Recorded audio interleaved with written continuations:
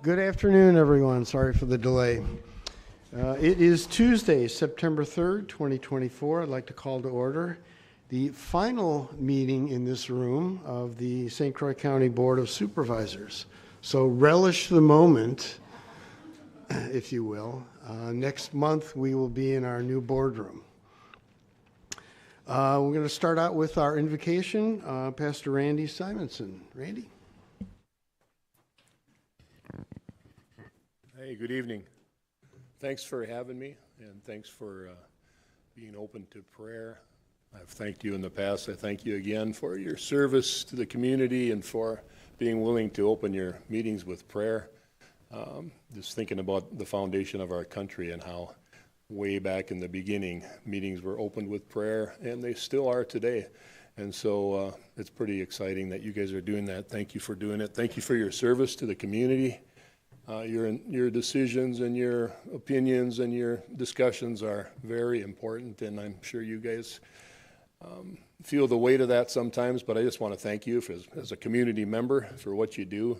I don't think you get thanked enough, and we appreciate your concern for the welfare of the county of St. Croix, and I'm a member of that, and I appreciate what you do. So I believe in prayer. I'm a pastor. I should believe in prayer. And so that's why I'm here, and I really believe that we're better off when we pray. I believe that God intervenes when we call on Him. The Scripture says that He acts for the one who waits for Him. And so as we ask Him for help, we believe that help comes. And Solomon was considered one of the wisest men ever, had the opportunity to ask for anything, and he asked for wisdom. And so I want to ask for wisdom for you guys tonight. And so just join me in prayer. Lord, thank you for these fine men and women. Thank you for each one of them, their families. We pray a blessing on their families, on their marriages, on their homes, their children, their grandchildren, Lord. We just thank you for each one of them. We ask you to bless them. We ask you to bless them with wisdom tonight for all the things that they need to discuss, that they would have a peaceful meeting. And Lord, your word tells us that when the righteous rule, the people rejoice. And so the people are happy when there's righteous decisions, when there are godly decisions. And so we ask that would just be on the forefront of their minds tonight, that they make godly decisions. What would Jesus do, and how should we act, and what's best for the people? Give them wisdom, I pray. Just give them wisdom beyond what they even know right now. And thank you for that. Thank you for leading them and guiding them. Thank you for peace. Thank you for peace in St. Croix County. We pray that this be a good place to live. And we just thank you, God, for your protection. Thank you for your favor. Thank you for your wisdom. In Jesus' name I pray. Amen. God bless you tonight. Allegiance to the flag of the United States of America and to the republic for which it stands, one nation under God, indivisible, with liberty and justice for all.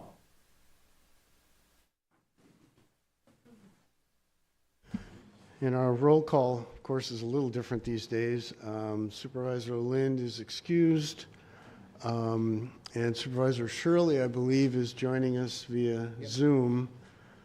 I'm not aware that I've heard from Supervisor Hanson or Swanepoel or Anderson, but County A is now closed, so that could be causing some problems, so we'll be patient. Public comments. Is anyone from the public that would like to address the board? Any public comment? Any public comment? All right, seeing none, we're going to roll to the consent agenda. Do we have a motion for the consent agenda? Supervisor Burning, motion to approve the consent agenda. Second, Supervisor Adams.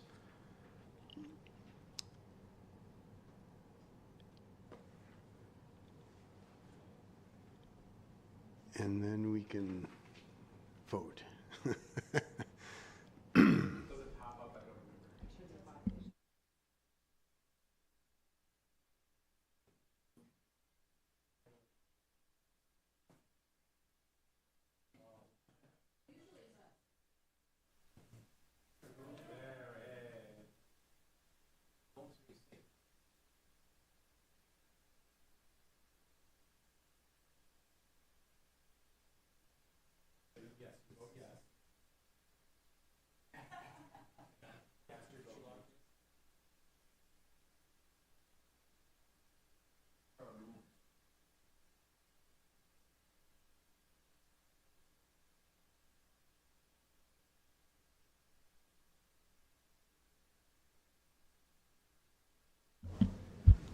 We're just debating, Supervisor Shirley, how we're going to record your vote if you're not logged into the Civic Clerk system. I am logged in. You are logged in, all right. Did you get your pop-up to vote? I'm just checking, see how it works. No, I did not. Might be hidden behind another screen that you might be looking at. It does have a thing in the corner to e-vote, but if I click on it, it says that there's not a vote available. I'm getting the same thing. I'm getting the same thing. So you didn't get the pop-up either, Supervisor Telejohn? Supervisor Television should be in there, he's on my screen. All right. Supervisor Shirley is not on my screen.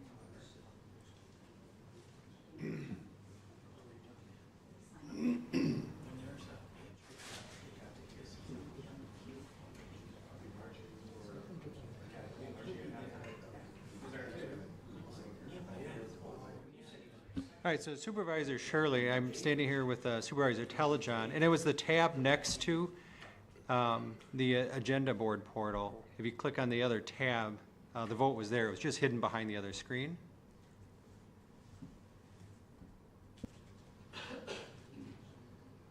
Say that again? So the voting, it was just in a separate tab. So it was there, it was just behind, it was on one of the other tabs. So if you check one of the other tabs, This is an agenda packet. yeah, that's your agenda packet. I was But you looking got at to this. vote then, Yeah, right? yep. Okay. I'm not seeing anything right now.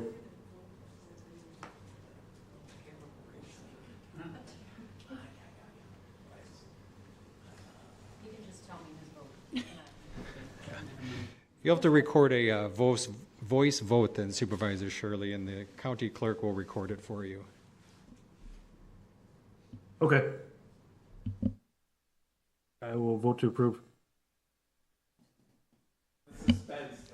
Very good, thank you. We were all on the edge of our seats.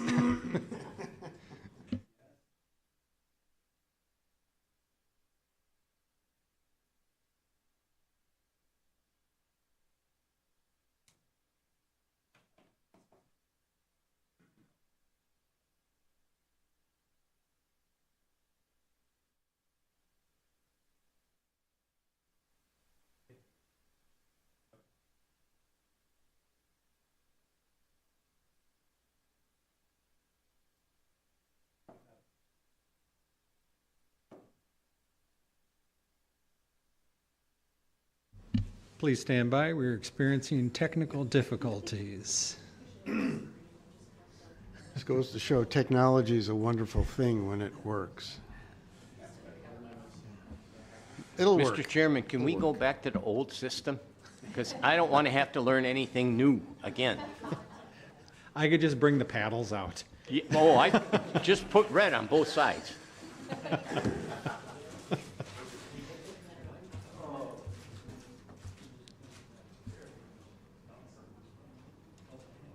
How's it going there, County Clerk? Spinning. It was there, it was fine. It's come back up now. It's not like we do right now. Earlier tonight, she'll just have this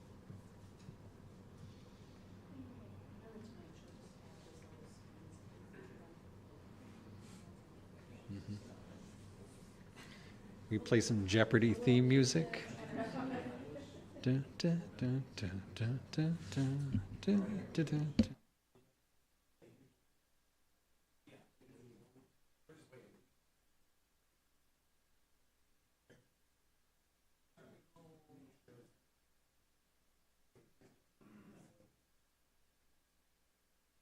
I believe that vote was unanimous, so I think we'll move on to our presentations. First, we have a presentation by Bill. I'm not going to be able to pronounce your last name, so you can correct that for me, regarding the Chippewa Valley Health Cooperative Project.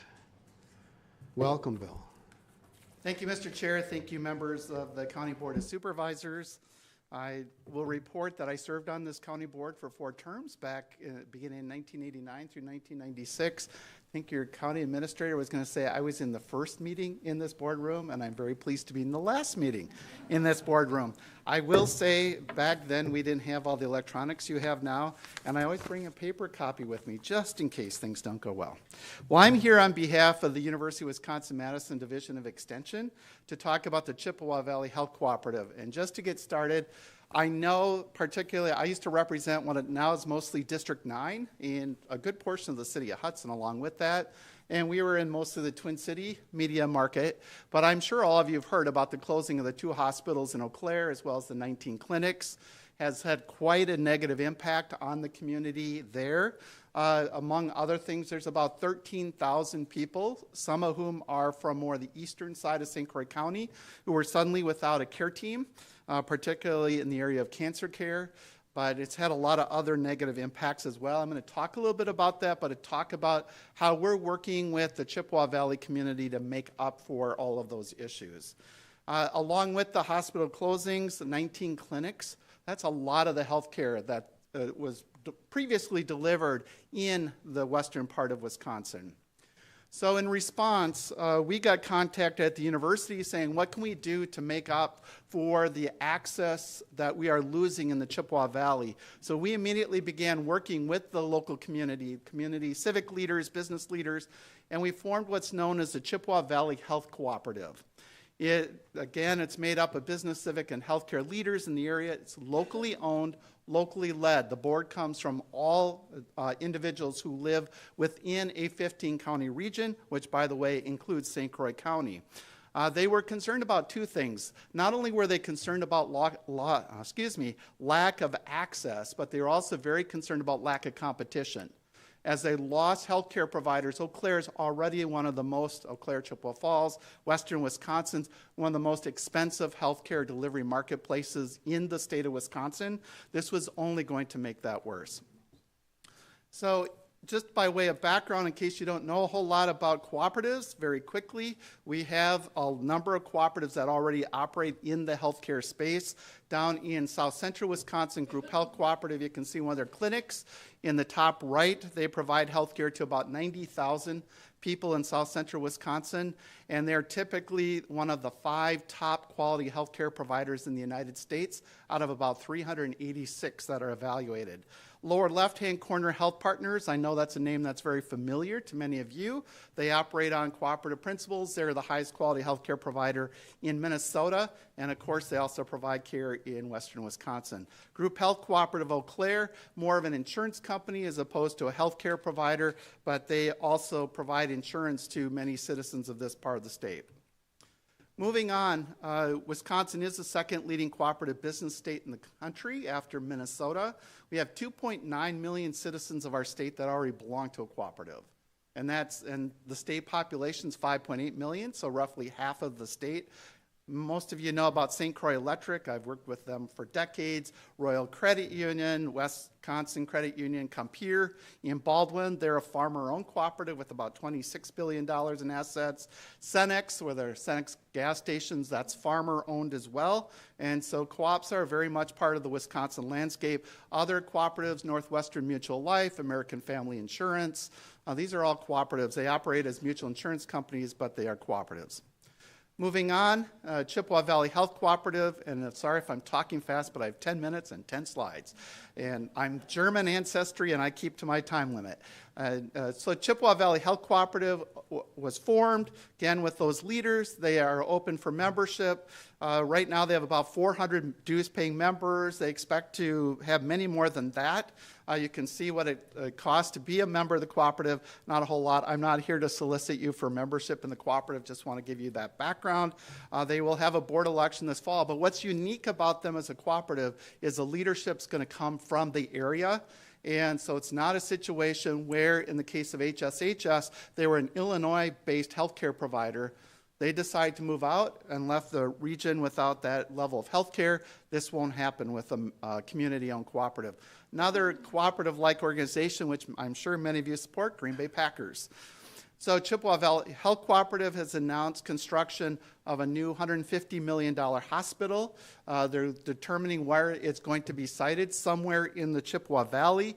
Financial pro forma is currently being done, a very full-scale, in-depth financial pro forma. We'll actually have it delivered to the board. I'm not doing it, but outside consultants are doing it. We'll deliver it to the board next week to ensure that's feasible to go forward. And I've already talked about the membership, but you can see just a schematic. There's actually very detailed designs that have already been drafted. Why the Chippewa Valley Health Cooperative? Among other things, and this is why Extension got very interested, is because it was a loss of 1,400 jobs, well-paying jobs in the Chippewa Valley, along with the loss of healthcare access.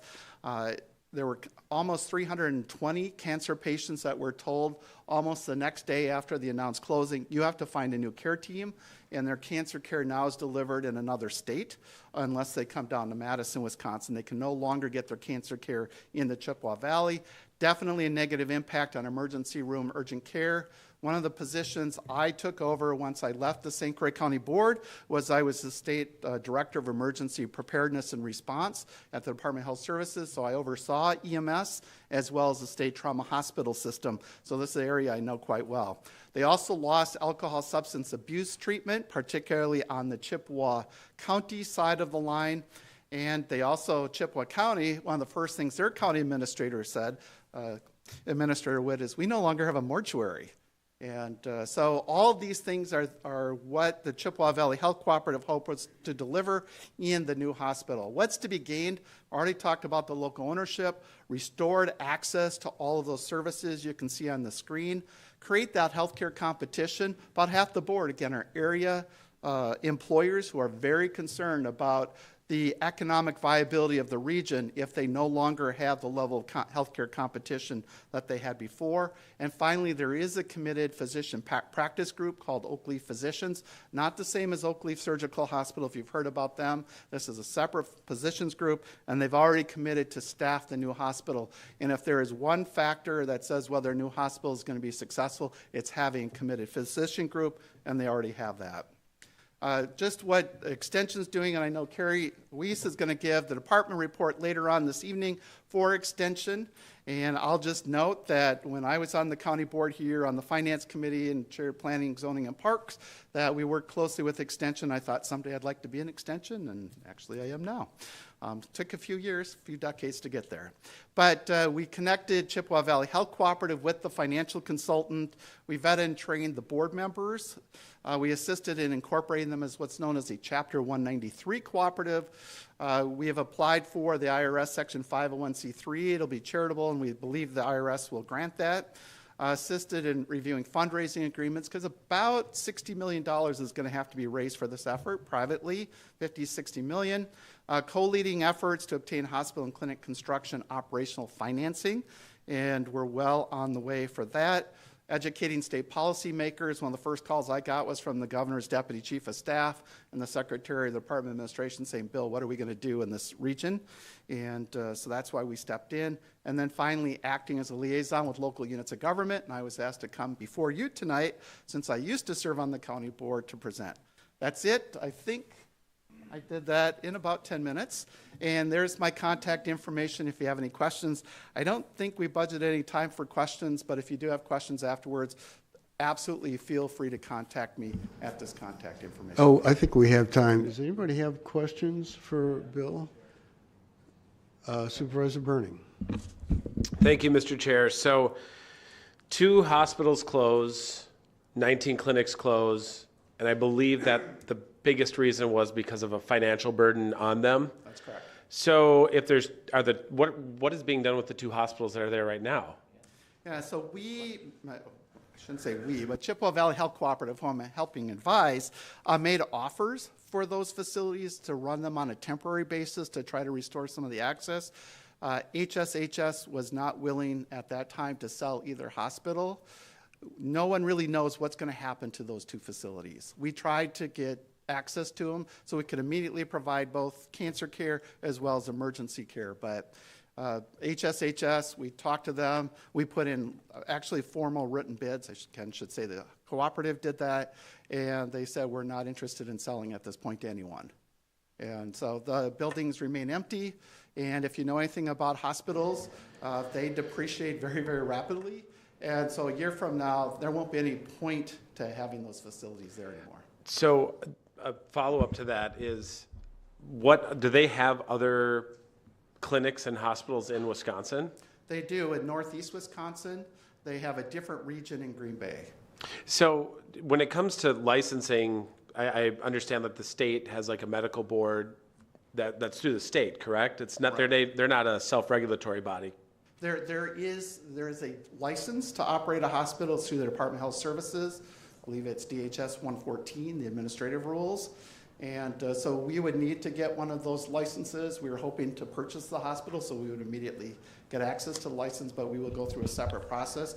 Yes, HSHS has a license for the hospitals they operate in Northeast Wisconsin. Well, I guess my whole point of this is, has the state medical board and other bodies at the state level taken a look at their practices in Northeast Wisconsin and whether or not they're just going to create a vacuum again? Yeah, that is probably a little bit above my pay grade at this point. At one point, I was in the position to weigh in on this. As a professor of law at UW-Madison Division Extension, I'm not really in the position to weigh in on that. But as far as you know, no, there's been nothing to look into their practices. As far as I know, there has been no state action. The Eau Claire City Attorney sent a letter wanting an investigation done on the closing of the two hospitals. But other than that, I don't believe the state has taken any formal action. I don't know if any's contemplated. I would think I'd know about it if they were, and I'm not aware of it. Okay, thank you. Other questions? Oh, okay. Supervisor Osnes. Have you heard anything about La Crosse? And are they opening anything up down there?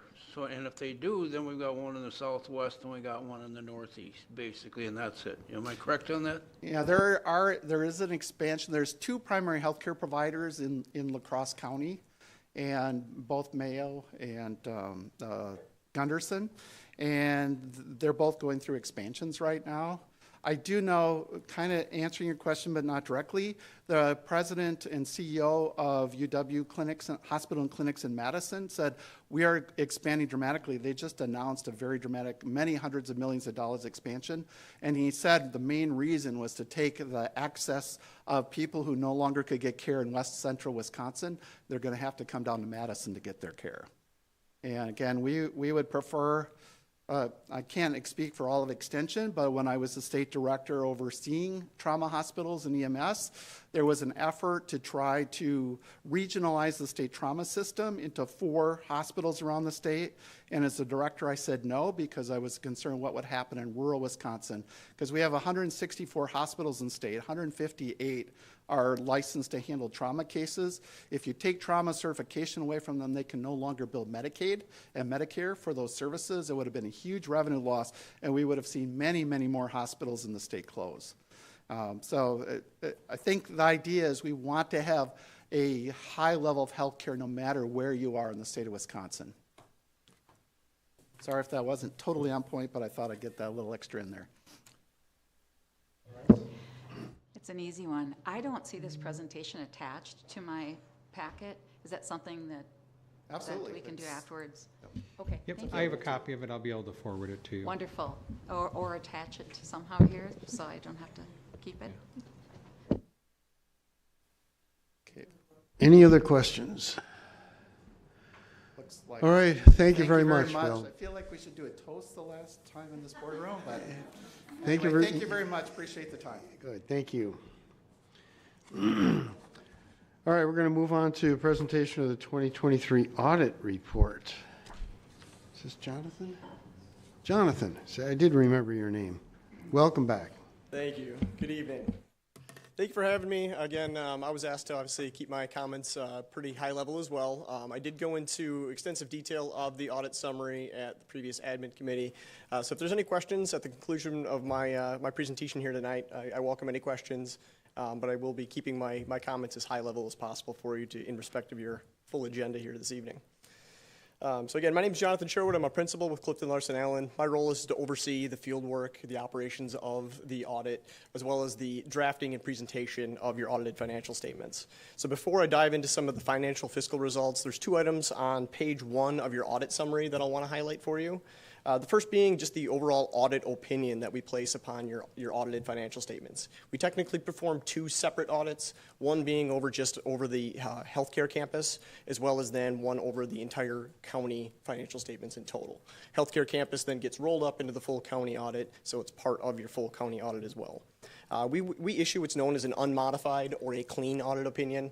So that's basically guaranteeing, it's the highest level of assurance from an outside assurance standpoint, basically meaning that all of the amounts in the disclosures of your full audit report are free of material misstatements and can be relied upon to make very sound financial judgments. Can be used by outside parties as well to form the opinions of the fiscal health of St. Croix County. Next, as part of our audit, we also take a look at the internal control structure of all of the various departments of the county. And if there's any items in there that raise to the level of importance, professional standards dictate that I need to briefly mention them for you here this evening. So we have 2 of those specific items. We refer to them as material weaknesses. So these items are repeat findings. So if you've heard one of our spiels in the past, they're going to be very familiar to you. There isn't a level of a red flag, so to speak, very common for an organization your size. So the 2 items that we have are material audit adjustments and limited segregations of duties. So the material audit adjustments just means that in the course of our audit work, we proposed journal entries to your books, to the county's books, in order to make sure that our audit report was, again, materially correct. This is one of those items that we are continuing to strive in working very closely with the finance team in order to reduce the amount of journal entries that we need to propose. So that is definitely an area of improvement that we can look forward to, eventually dropping off this material weakness.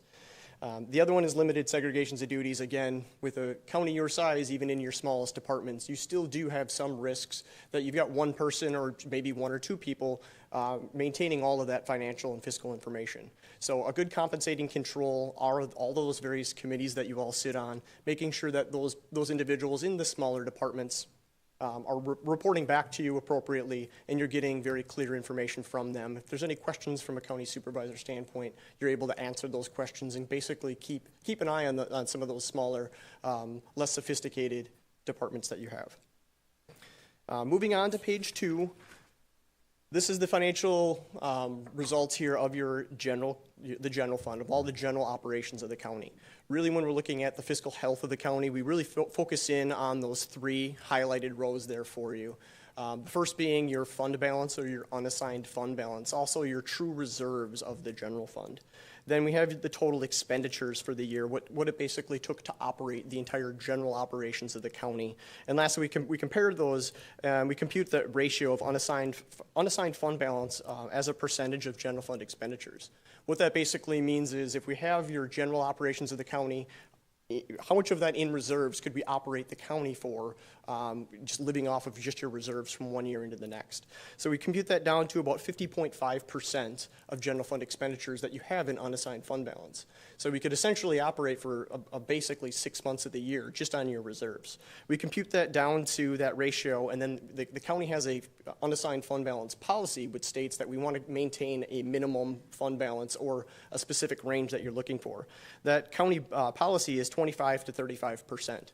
That mimics what me as an outside independent auditor would say, okay, that's where we would prefer to see, or that we'd want to see a county your size or any local government agency, we would want to see you to have those reserves.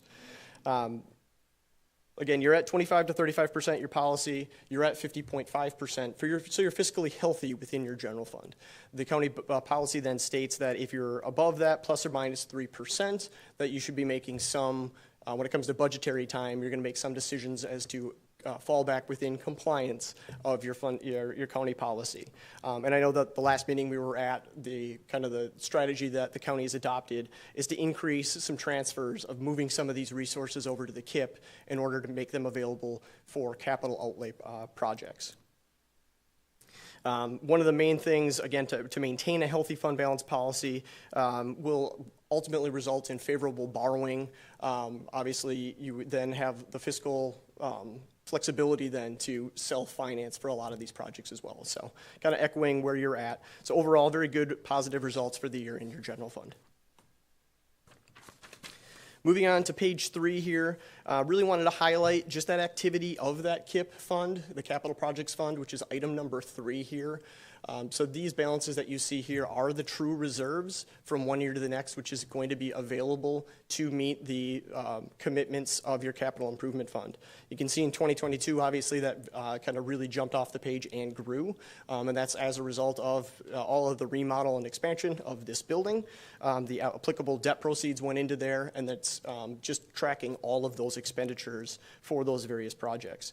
In 2023, you incurred and recognized $34.4 million of expenditures for those related projects, and then that remaining $60.6 million that you have set aside there, again, is restricted and will be used to meet the conclusion of this project, and then some other major capital project or capital equipment purchases are all tracked and accounted for in your KIP. The rest of the information here for your debt service funds, that's just those reserves set aside to meet your future principal and interest payments. I'll highlight that here for you in a little bit here on a following page. So moving forward on to page number 4, switching gears a little bit, these are your enterprise funds, also known as business type activities. So anybody that's more familiar with reading full accrual business financials, these include things like depreciation expense, all your long-term debt and everything are accounted for on this page. So operational-wise, you have 2 business type activities. You have got your healthcare campus, which again had its own standalone audit, as well as the highway department is also classified as an enterprise fund.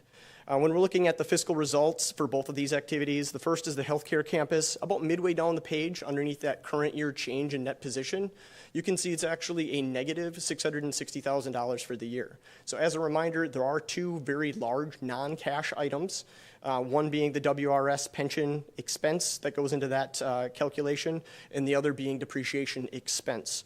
Those 2 items alone account for $878,000 in additional expenditures that go in and factor into that loss. So if we add that back into it, the long story short is your healthcare campus is cash flowing itself during fiscal year 2023.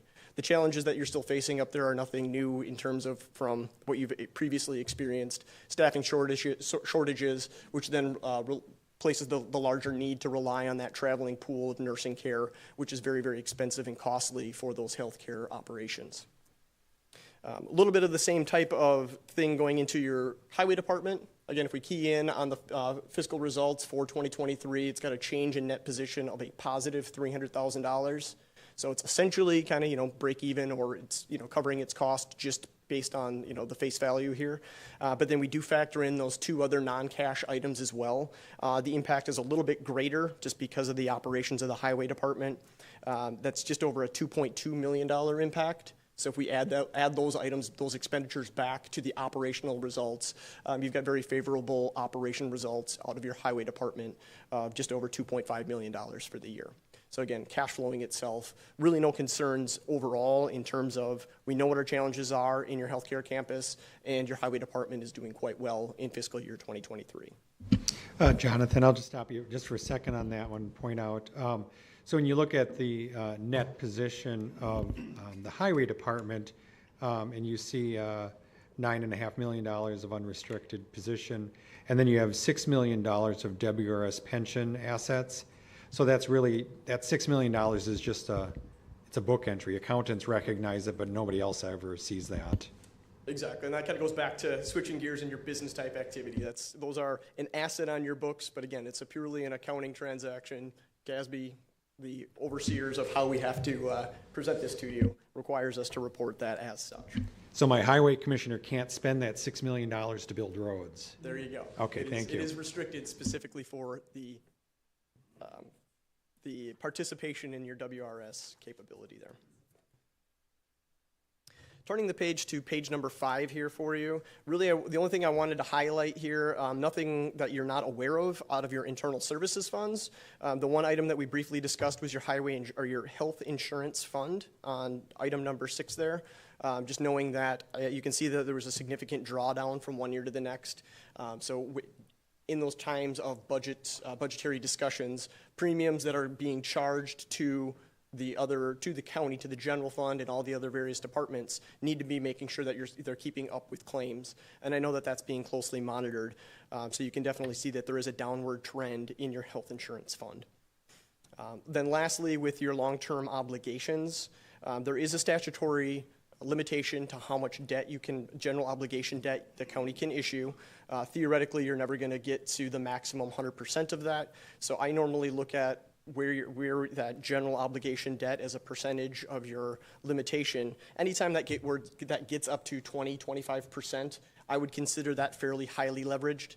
So again, all that boils down to is in the event that the county does need to go and issue general obligation debt, there is sufficient room available to you if that need would arise. Hopefully I kept my comments fairly brief for you this evening, but again, I welcome any questions at this point, so I'm happy to address anything that you might have. Questions for Jonathan? Supervisor Rice? My question may not be so much for Jonathan, but perhaps someone else here. In the packet we were given last week, we have the printout here of the audit. These items that we have, both the hospital as well as the highway department, are these standalone considered like a business-like activity. Last week there was a lot of conversation here about soft costs and whether we're tracking adequately for the hospital. Would we apply the same kind of logic to the highway department? The nodding is yes over here. Yeah, my argument against that would be not necessarily. The healthcare campus does not use any taxpayer funds to cover operating costs, whereas the highway department is getting $6.5 million per year. So for the healthcare campus, if you say we want to charge you more soft costs, that comes out of their other revenue sources. If you said we want to charge the highway department more soft costs, we want to charge you an extra $100,000, we just increase the tax levy for the highway department to cover that. They wouldn't pay for it out of other funds. So you're just taking money out of one hand to put it in the other for the highway department. So it is a different animal. Yep. And just to further highlight that for you, if you direct your attention to page 4, again, the healthcare campus is the top half of the page, and the bottom page is your highway department. There is a levy underneath the highway department of the current year levy, the amount of levy that goes to support that operations.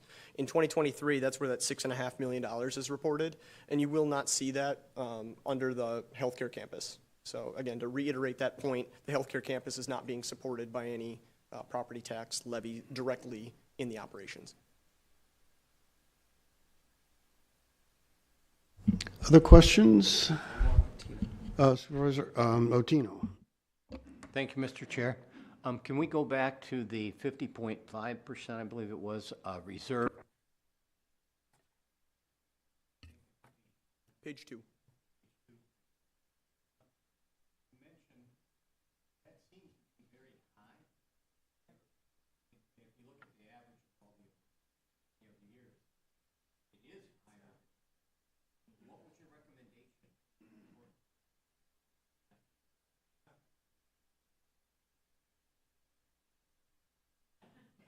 There we go. Thanks, Paul. You're welcome. Can you hear me now? Let me start again. I was just curious about the 51% and where would you recommend that to be and to be comfortable to have still enough extra, but you mentioned that you could put that to the KIP and that, Sure. How much money is it? Yeah. So ultimately what you're looking at, again, as you pointed out, the percent of unassigned fund balance, that bottom row, back in 2020 it's at 47%, 2021 it's 47.2%, and then obviously it does jump beginning in 2022 and then continuing into 23. Really a lot of underlying cause of that is a lot of this federal ARPA money and a lot of COVID funding that was basically recognized and is sitting in that unassigned fund balance. So as those major capital items continue to be incurred, because we've already recognized the revenue up front, and we're going to be incurring a lot of these expenditures now and kind of drawing those down. And I know a lot of those expenditures are in the KIP. So to indirectly answer your question, that's kind of one of the main trends and the reasons. So if you do look at some of the other neighboring communities, a lot of the other counties in western Wisconsin, they're on a very similar trend. So there's a lot of additional federal funds that flowed in to basically prop up and really did increase the unassigned fund balance. But in terms of a total dollar amount, I need Excel by all means to actually make that quick calculation off the top of my head for you there. But essentially, you want to get down to 35% of just almost $47.7 million, and that's really that number that you're trying to hit to. It's on the first business agenda item. I think it's 4,396,000 and some change. About there. Roughly. Thank you, Ken. Any other questions? I do have one quick one for you on the material audit adjustments, the material weakness. This is added in more detail on page 96 of your presentations, 157 of our packet. Could you elaborate a little bit on this, and is this something that we should be concerned about? Sure. Yeah, so the material audit adjustments, again, that's a very common material weakness for us to present to virtually all of my clients in Western Wisconsin. And really, it details out to when in the performance of our field work, we find material items that need to be corrected or adjusted. So in terms of is it a red flag? As I mentioned earlier, no, it's a very common item. But that is definitely an area for your finance team, your various other department leaders and department heads to continue to work towards improving that. A lot of the adjustments revolve around grant recognition, funding from the state coming in and making sure that it's properly recognized in the correct year. So in the terms of 2022, we proposed about 29 journal entries, and in 2023, we were down to 24 journal entries. It doesn't necessarily mean that the exact number of journal entries. It's like if you get to a certain number, all of a sudden the finding would drop off. It really is the material impact, the specific dollar amount that we are uncovering in a potential error or correction needed. So it's definitely not out of the realm of possibility to completely eliminate that. That would just be on the ultimate, hey, if I would have one dream as an external auditor to walk into any one of my clients, if I could completely eliminate that, you would make me extremely happy.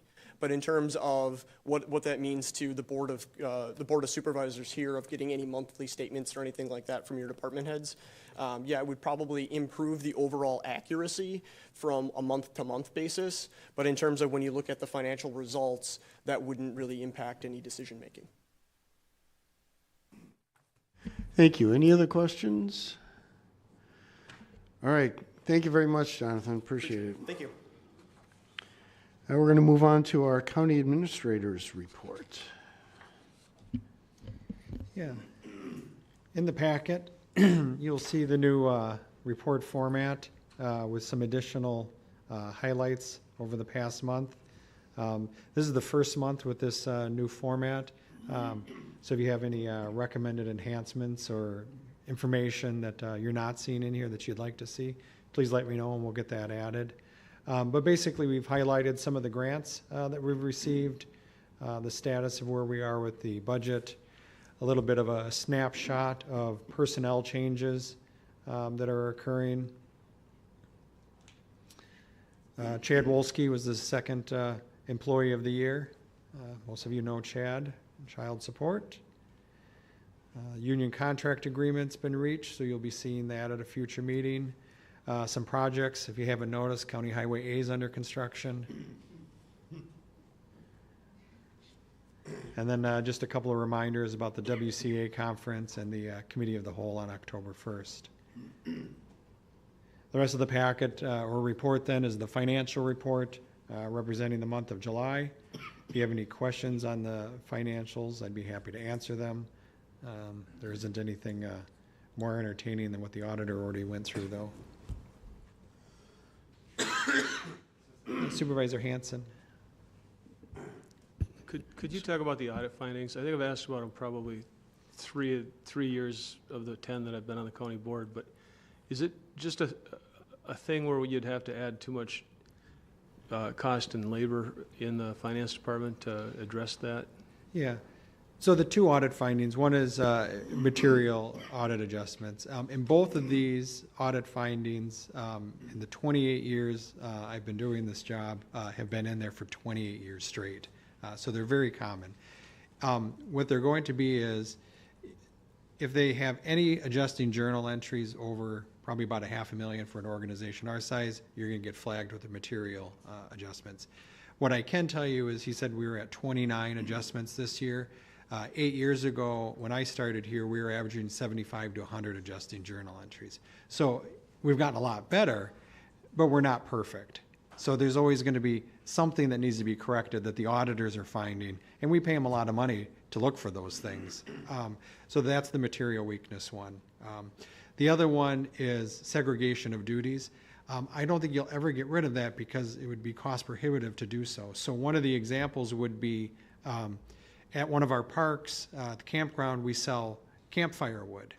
And so that person's taking cash and giving them the wood. They could pocket that cash, and we have no system to track that.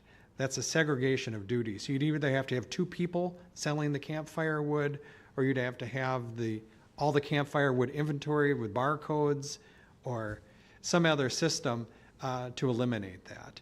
So we are not perfect in the processes that we have that would eliminate that. Do you think it's ERP that's helped bring down the adjustments?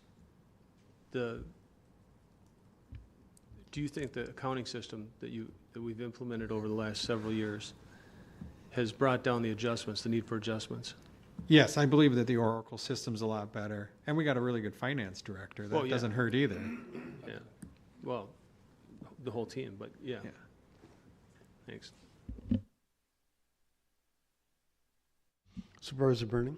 Yeah, Administrator Witt, I just want to say thank you for putting this detailed report out. It is very helpful and helps us with a snapshot of the county, so thank you for doing that. Any other questions for Administrator Witt? All right, seeing none, we're going to move on to our business items. The first item is a resolution authorizing fund balance transfer. We have a motion, please. Supervisor Counter.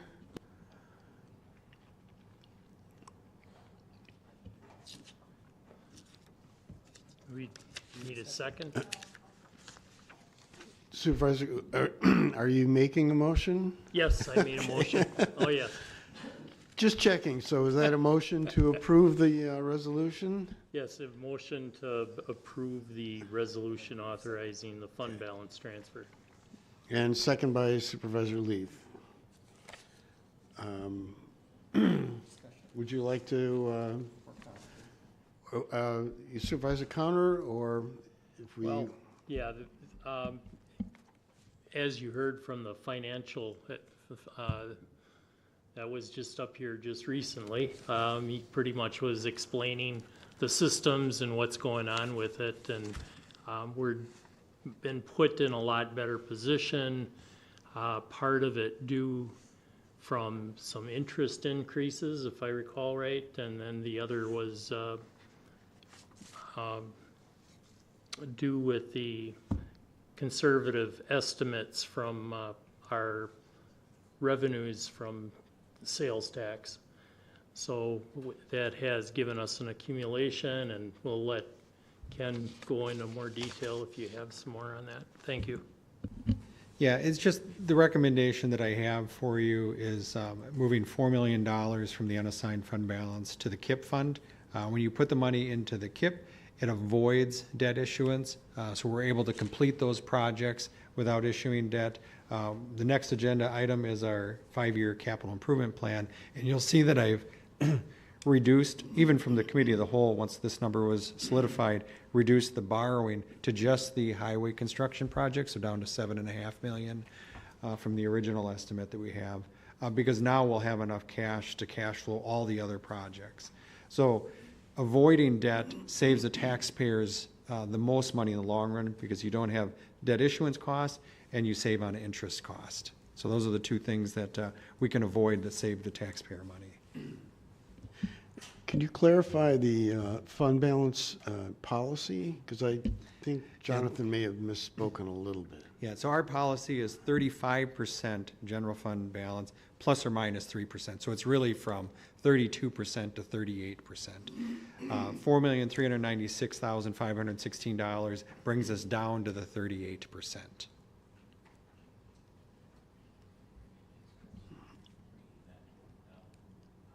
Other questions or discussion? Okay, seeing none, the motion on the floor is to approve the resolution for the fund balance transfer. We're ready to vote.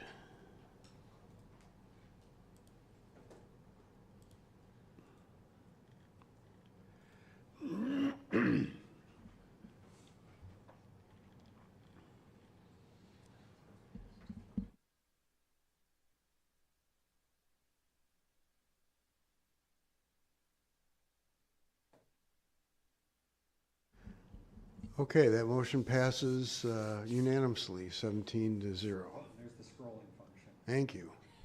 Ooh.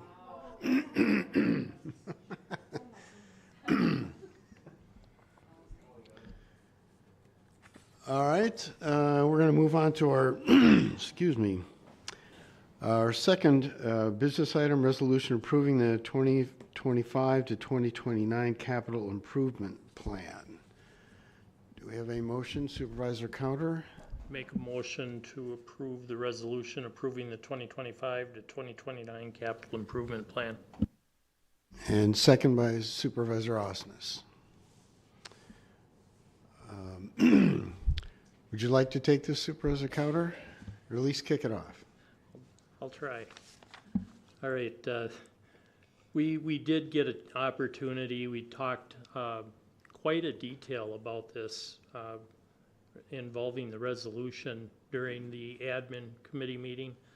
And with the discussion that was brought up, there was some minor adjustments, if I recall, during the meeting, and bringing this forward for discussion. Or I should say, more than discussion, for approval if we get. Do you want to point out some of any of the Yeah, differences? Just a couple of the highlights. So it's a 5-year plan. All you're really authorizing are the 2025 projects. That's what's going to be put into the 2025 budget. But it helps staff to plan their work over the next few years, because some of these projects take a lot of thought and planning and coordinating to get to. So knowing what we're going to do the following 4 years is helpful for staff in deciding, do I do this maintenance, or is this item going to get replaced soon? So that's why we do a 5-year plan. In 2025, we have basically two groups. We have $3,571,000 and a lot of smaller projects that we're going to use cash for. We're going to use fund balance to pay for those. And we have one larger project, a $7.5 million highway building for the Hudson Highway Shop that it's too large to use cash for, so we would have to issue debt in order to do that project. This resolution then, it's adopting the 5-year plan, but only the first year really gets locked in on it. Questions, discussion? Supervisor Anderson? With a $4 million transfer, and I know we beat this or we've talked about this a lot already, but I want to bring it up again. I want to move the schedule for Project 10125, the Eckert Bluff-Haines Park Development, up a year. So I'd like to motion to amend the capital project plan to move that up a year. I'll second that. A motion to amend the KIP to move up the Eckerts Bluffland. That was a $2 million project, correct? For 2025, yes. I'm sorry? Yep, the 2026 budget's $2 million. 2025. Second by Supervisor Rice. Discussion.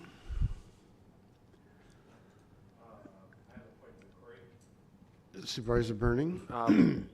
Mr. Chair, who made the motion in the second to bring this? No, the project itself for discussion. Counter Supervisor did? Counter, and second by Osnes. Okay, all right, thank you.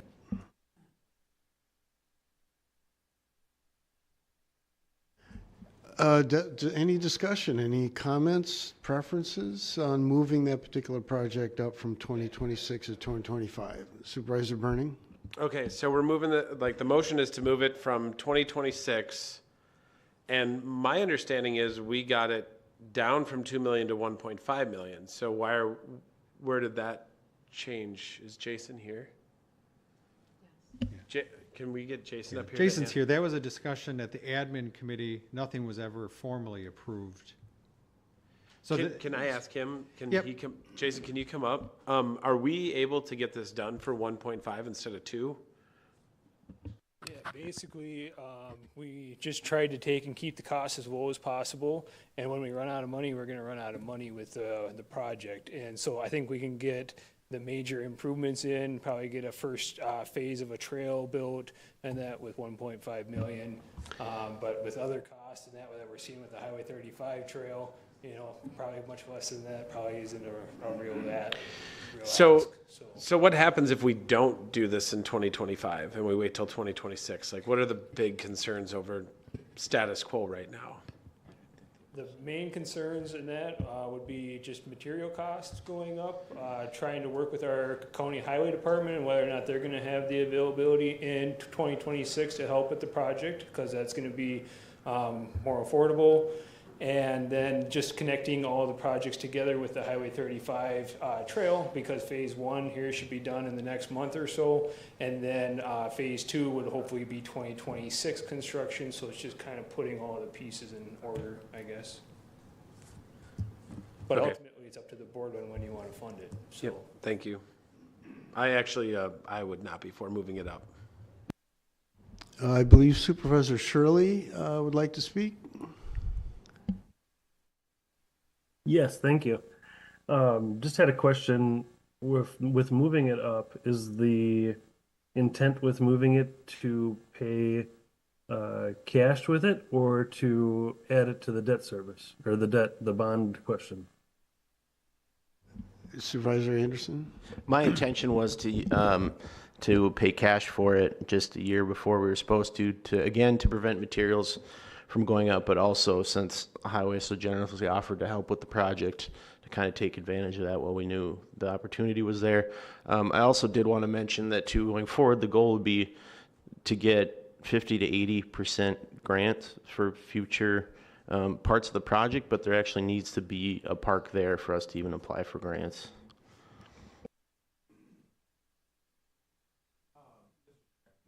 Supervisor Burning. Okay, thank you, Mr. Chair. So I think, just in talking with you, Jason, before this anyway, I just wanted you to say some things publicly, but I think, you know, if we start this project and we can get some of it done to curb some of the things that are also concerned with hunting and whatnot by neighbors, I don't think that's a bad thing. But I think I would be willing to split the difference on this. I know we had that grant for the Highway 35 bike project come through, and we had already issued a dollar amount for that. I'd like to see that money in some capacity that we already issued be used towards this. So start at 1.5, use the 335, and I would say let's cut that remaining million or so in half. And I would be for starting this so that we can get ahead of it. But otherwise, if it's the full 1.5 and that 335 stays over there, I'm not going to be for it. So what do you say to that? Correct, and that, sorry, I didn't understand where you're going with this. So the property definitely has the challenges in that of the property owners back within the park. We also have the challenges in that of the funding that we use to purchase the property. It was more for passive recreational uses, not really high-density uses. So our staff have actually started re-amending the master plan and that for that park to kind of more closely modify and represent the design that was brought to you in July at the committee of the whole. But yes, we have staff time going out there. We have a lot of issues with hunting, parking along the existing road that goes back into the park. And that when people are trying to walk out there right now, because we don't have those parking facilities. And so, not that I'm aware of, there's not any grants available for this initial phase, at least to get the road improvements in and the parking lot area. But then after that, then we've got, you know, various DNR grants. We got other carbon grants that might apply, that we can apply for, and that to help fund the project and that over time. So just following up on what I was saying, if we could find something along the lines of what I just said, I would be okay capitulating on that. Well, the motion on the floor is to retain the $2 million and to move it from 26 to 25. So we would really need to vote on that And then possibly entertain another amendment if we wanted to modify the dollar amount. Supervisor Anderson? Yeah, I just want to comment. I'd be amenable to modifying the dollar amount after we get done with this amendment, so. Any other questions before we move on? And we can vote on this, and then we'll see what happens after that. So the motion is to move the $2 million project from 26 to 25.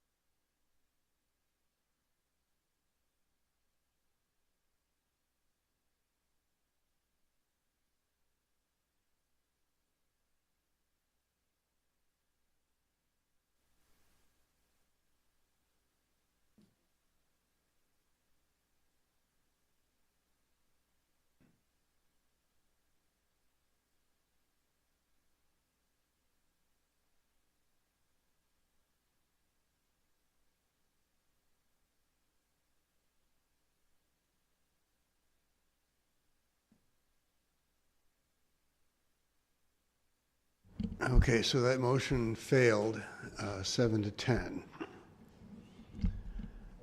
Are there any other subsequent amendments?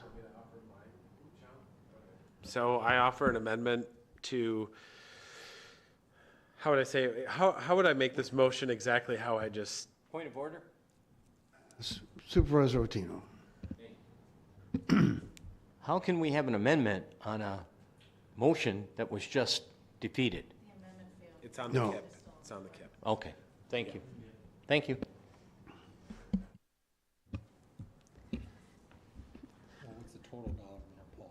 Yes, first, that's what I need to know. What is the total dollar amount you want to amend the 2 million to what? Yeah, so they've already got like the 335, so I was thinking 600,000. Or was it 700 is what I came up with. It was like 700,000, I think. Oh, we're not real sure. Hold on, let me redo the math on this. Just let's throw it around like it's key. I'm sorry, pause.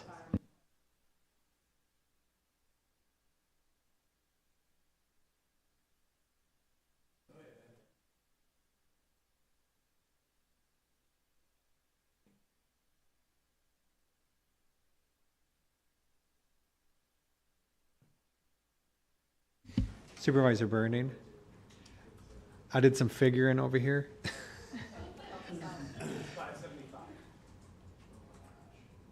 Yeah.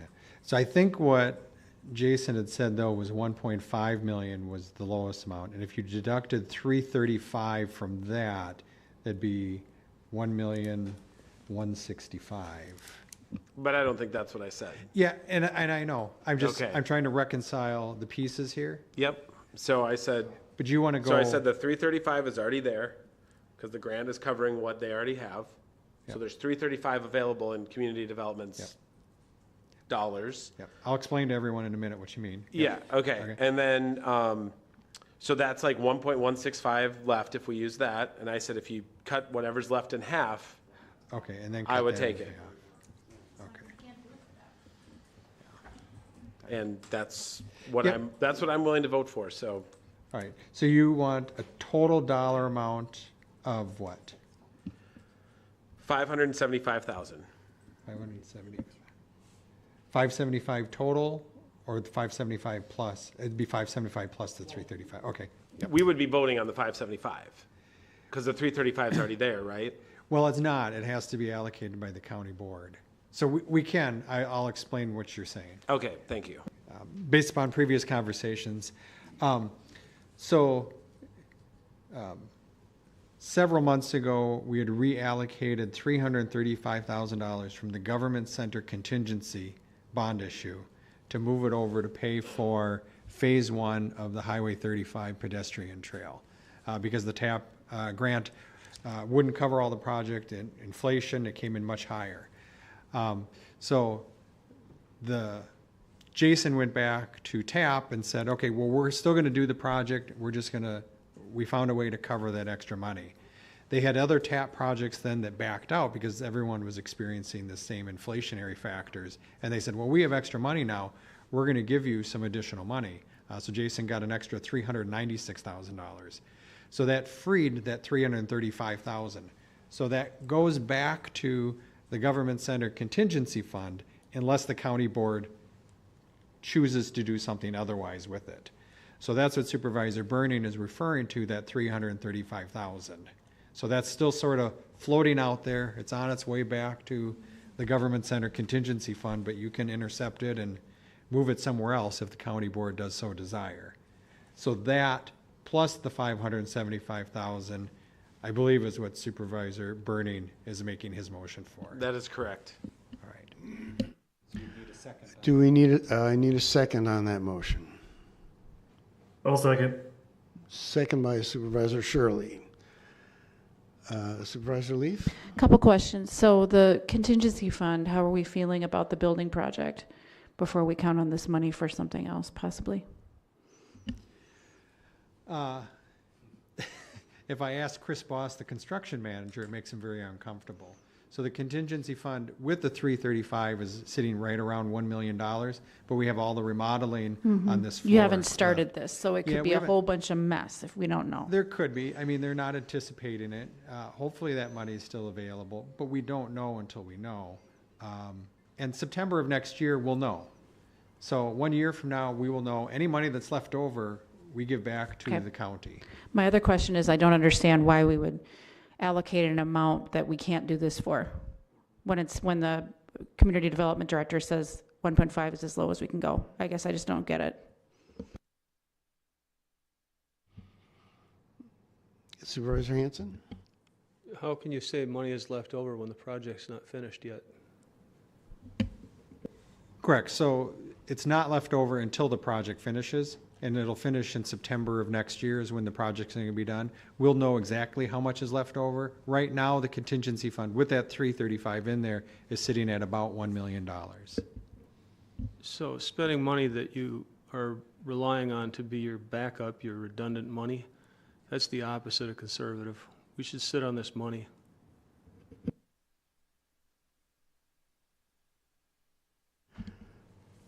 Other discussion. So the motion on the floor is to adjust the dollar amount from 2 million to,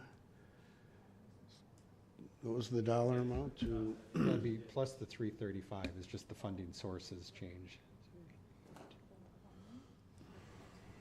I don't think it's to adjust, Mr. Chair. It just is. Yeah. We're not adjusting anything. $910,000 would be the total. Be the Three- total. yeah. Well, the amount in the KIP right now is $2 million. So, yes. Yeah, there's $2 million in 2026. So I believe Supervisor Burning is putting $910,000 into 2025.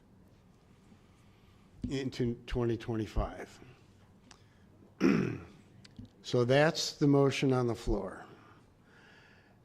Other comments, other discussion? Supervisor Otino. Clarification on what we're voting on here again, because it got cloudy there for a minute. Right.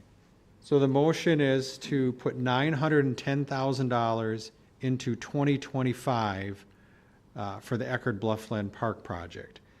$575,000 would come from fund balance. $335,000 would be this reallocated contingency fund that had been going to the trail project would now be reallocated to the Eckerd Bluffland project.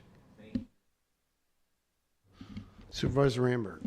And, thank you, Mr. Chair, and that would reduce the 2 million by that amount that's in 2026 currently, correct?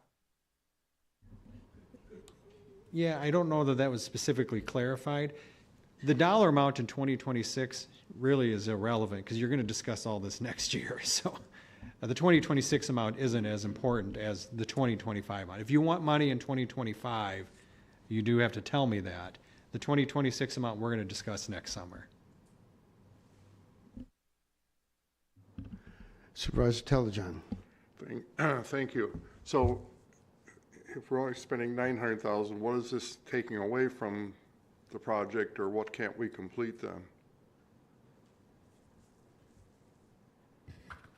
So, and that, it would be the trails. And so we're talking about roughly about a mile of trail, and that was the easiest part, just a gravel trail, because it doesn't make much sense to build a road in a parking lot when you don't have anything there. And so, also the trail will take and designate basically an area for people to stay so that they're not just wandering around on the property as well, so that they actually have an attraction on site. So. Could you maybe address how much you think you could get done with the 910,000? I mean, could you even get to the parking lot, or would that just be the road work? And maybe Robbie would have to come up, but. It's such an unknown in that, because like the Highway 35 trail right now, you know, we haven't spent a lot of money on test and consultants and engineering work and that to come in there because we didn't know if we'd have the funding. And so we might get into the project, we might find bad soils, we might, you know, various things. So it's got to have DOT approval for the access, so that could change that too. So anyway. One of the challenges with answering that question would be I'd really want to sit down and look at, you know, some of the more fine details before I give you a specific cost estimate.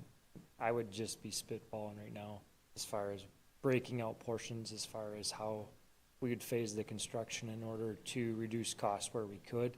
So part of that is going to be looking at the means and methods in which we'd construct, and that's kind of how we provided that original number. So I could break it out further, but I would hate to do that on the floor right now and say, we're going to get this done, and then not get that done. Supervisor Shirley. Yes, thank you. One thing that we've never talked about, whether it was in community development or any other group, was if we're only doing a small portion of this park, we're building a trail in there with a parking lot.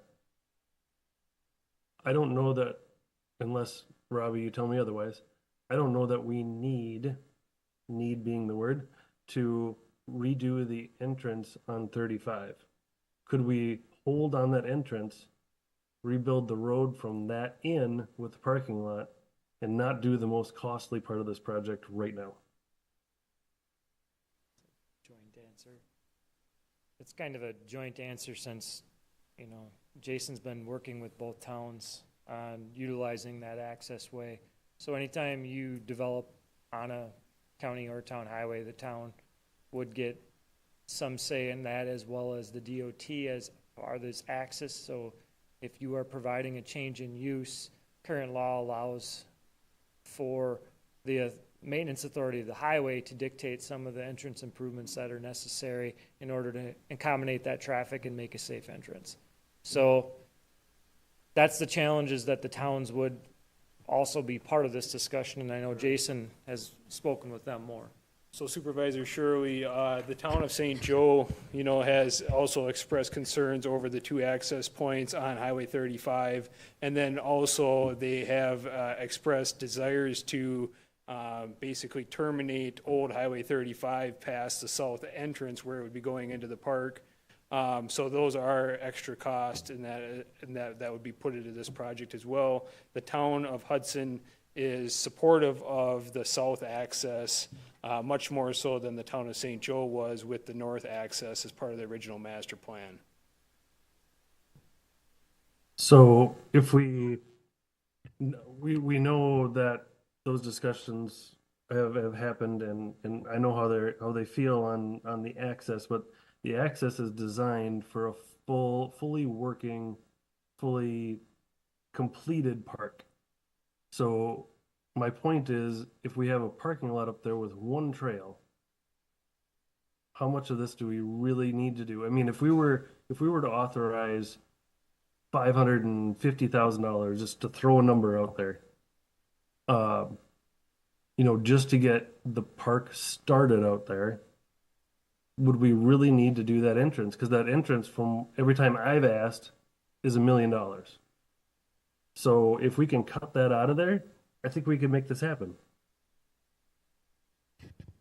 To jump in on this one, so part of the intersection discussions that's been happened up to this point has been the north entrance. And community development, prior to Jason being here, had an engineering company look at designing that north entrance. The south entrance has never been designed, and Jason and I have been working together.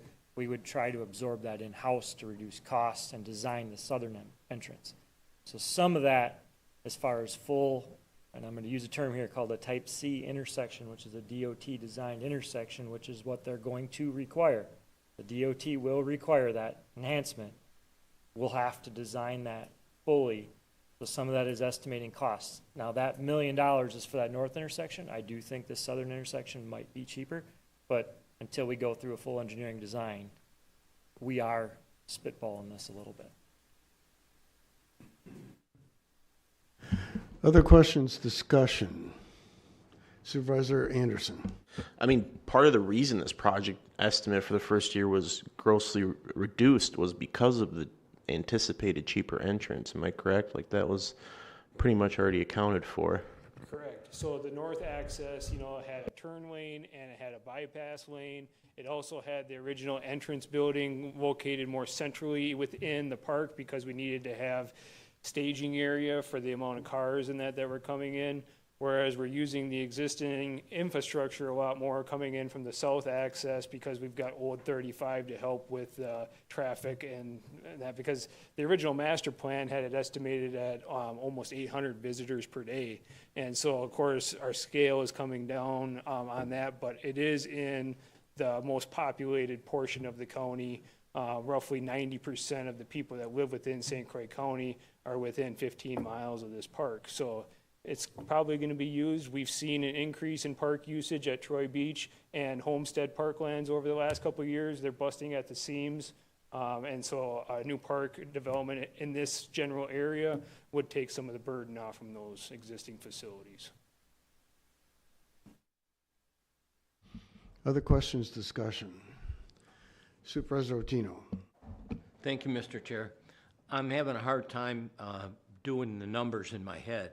We're looking at spending all this money to develop an access point for people to walk on a 1 mile gravel trail. It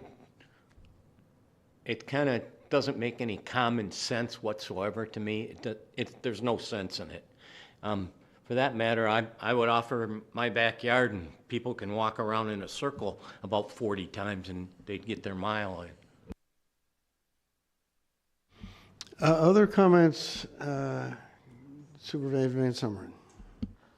Thank you. I probably look at it differently. I think if we're going to do this, even in the future, the place to start is with a grand entrance. So I don't see that it would be wise to cut back on the access highway. Maybe if we don't want to spend that much money, we want to put in the access, go as far as we can, and then pick the rest up later. A reason for that is because the DOT will probably change their name 55 times, their idea of it 55 times before we get to it. If we get it in place, they're going to have to live with it. So being they will let us do that, let's do that now at least. Thank you. Okay, so the motion on the floor is to modify the dollar amount to $910,000 in 2025. The funding sources are $575 cash, $335,000 reallocated.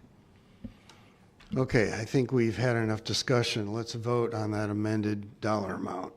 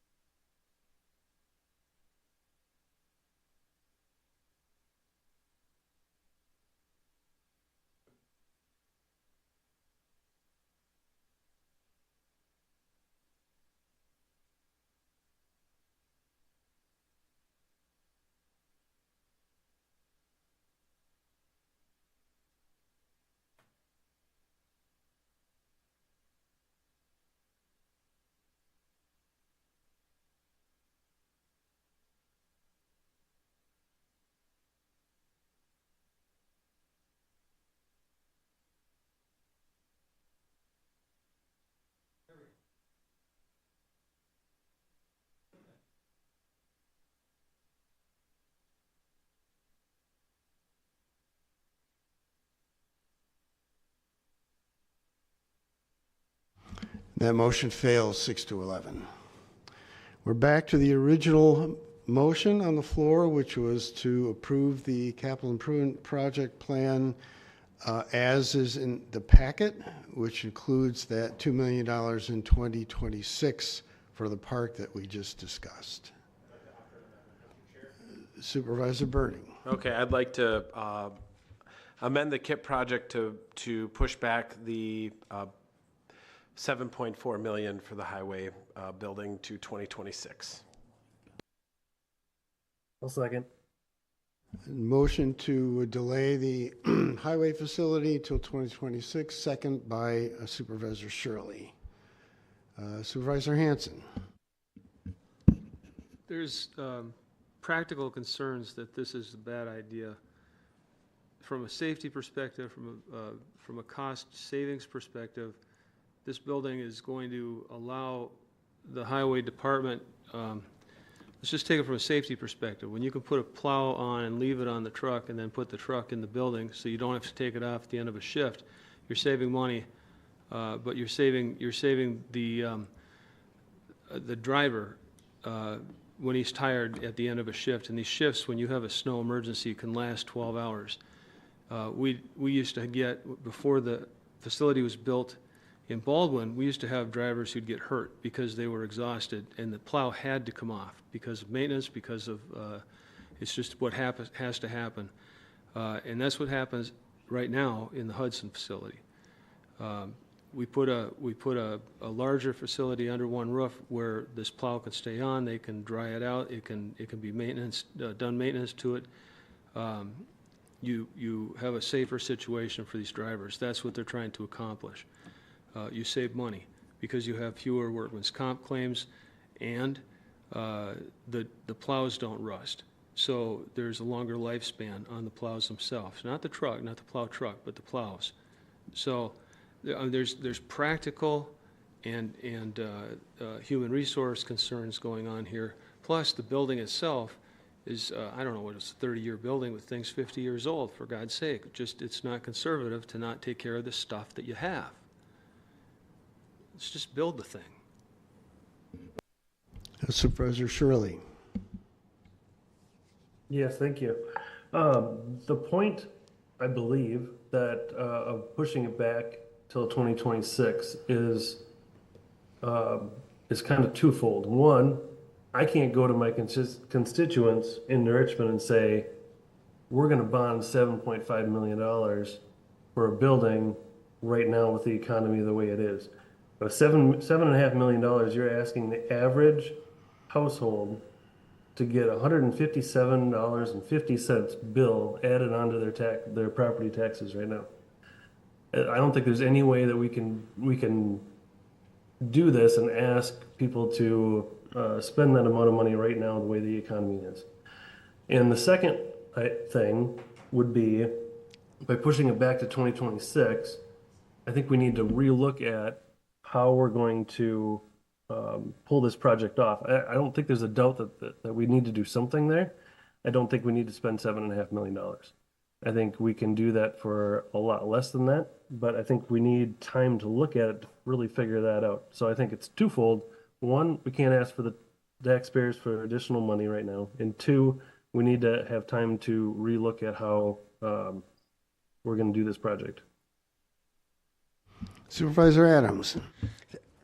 Thank you, Chair. I would submit that the Transportation Committee has looked at the plans that were provided us, and this $7.5 million is it.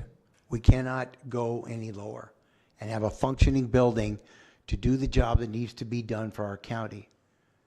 And yes, times are tough now. They could very well be tougher in January next year, but snow comes every year. It stays a long time. The residents want it gone. We need this building. Supervisor Leaf. I wanted to ask Ken about the taxpayer impact that Supervisor Shirley was talking about in terms of the average taxpayer increase, if that were to happen. Debt payments on $7.5 million spread over 20 years is about $550,000 per year. which is almost identical to what we talked about regarding the nursing home, where their payments were going up by $500,000, and that dollar amount was $14 per year. Impact on a $400,000 house. So that's the impact. And quite frankly, what my plan is I'm going to blend in the nursing home payments that are going to reduce our payments from 10.7 million to 10.2 million, add in the highway department, and it actually breaks even. So the taxpayers won't see an increase, they also won't see a decrease that we talked about with the healthcare campus starting to make payments. But we can blend that so we can actually avoid any additional increase. That's my overall debt plan regarding that. Hallelujah. Supervisor Rotino? Thank you, Mr. Chair. Would you restate the amount of dollars you said for the project for the building? Yeah, so I'm just appalled right now that this came back up. Yeah, so $7.5 million spread over 20 years is about $500,000 to $550,000, depending on our interest rate, in annual payments. On a $400,000 house, that's about $14 per year. So it's $14 a year, not 100. I heard 157. Yeah, so it's $14 a year. Yeah. For something that's absolutely necessary. Yeah, I believe the 157 came from when we were looking at both the highway department and the jail expansion project. When you added those two together, what that annual impact was. So I think he just pulled the wrong column off of the sheet. Thank you. Thank you very much. Okay, other comments, questions? Supervisor Hanson. I'm gonna say this, and you can tell me I'm out of order. I don't care. We've got a situation going on here where we're not respecting the committee system. We've got a rehashing over and over again of the work that the committees do at this body by people who are on the administration committee. Every time good, solid committee work comes forward, KIP or any other thing comes up, we've got members of the administration committee shredding work, good work, and this is a prime example. And just before this, we had work from the Community Development Committee just being trashed by members of the administration committee. Point of order, Mr. Chair. Yep, here it comes. But this is legitimate complaint. Point of order, Mr. Chair. Nobody was trashing anything that committees were doing. I just wanted to point that out since the supervisor's out of line. Okay, trashing would not be really an appropriate word. But just let's. I think we're ready to vote on this. The whole entire committee. We're ready to vote. I am hot under the collar right now, and I apologize. We're ready to vote on this amendment. So the amendment is to move the $7.5 million project, highway project, to 2026.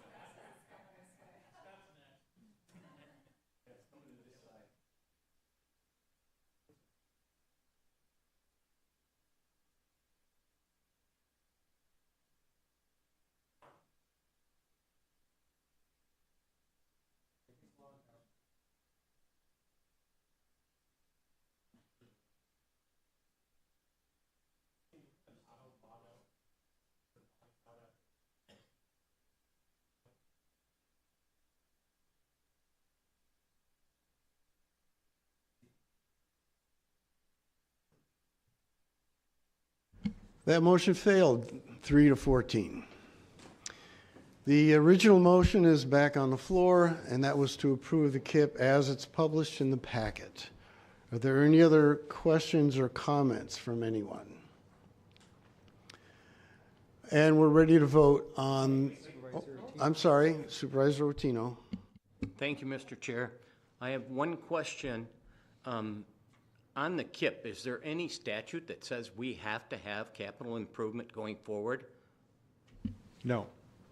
Thank you very much.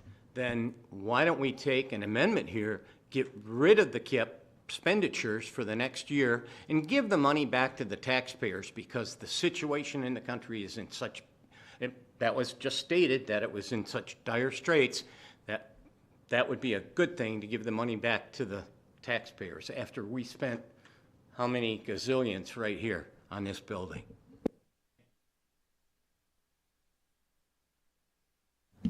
Were you making a motion? Yes. And the motion is to? The motion would be to not have a KIP, to put that money aside and return it to the taxpayers. Thank you. Is there a second? Seeing no second, we'll proceed with the vote on the original motion to approve the resolution as published.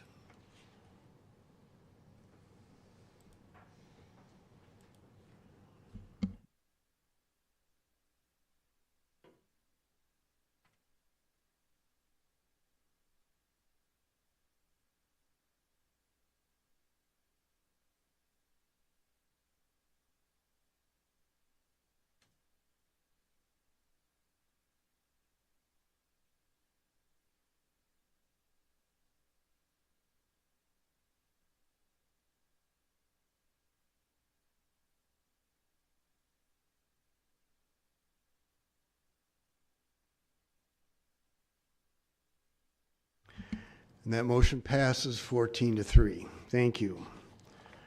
All right, we're going to move on to the next business item, resolution approving step increase for the Register of Deeds second deputy. Do we have a motion? Supervisor Counter?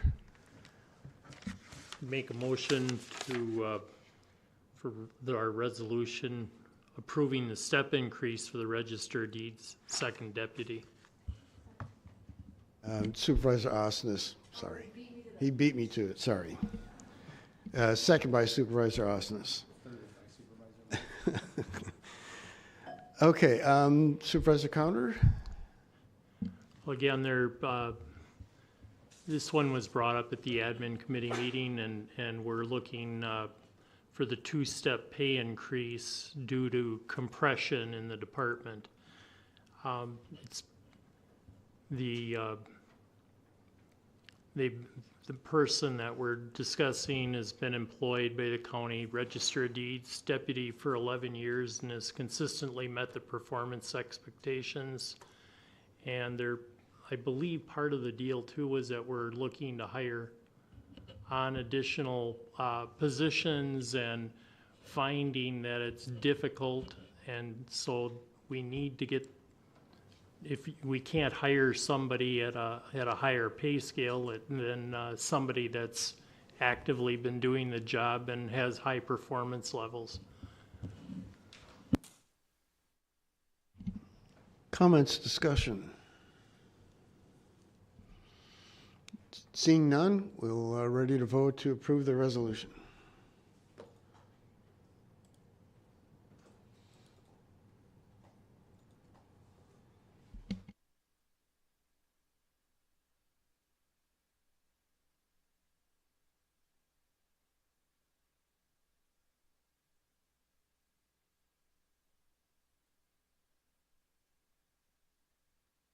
Okay, that passes 16-1. Thank you. We're going to move on to number 4, resolution approving a county administrator's 2025 work plan and 2024 work plan report. Supervisor Counter? Going to make a motion to approve the resolution approving the county administrator's 2025 work plan and 2024 work plan report.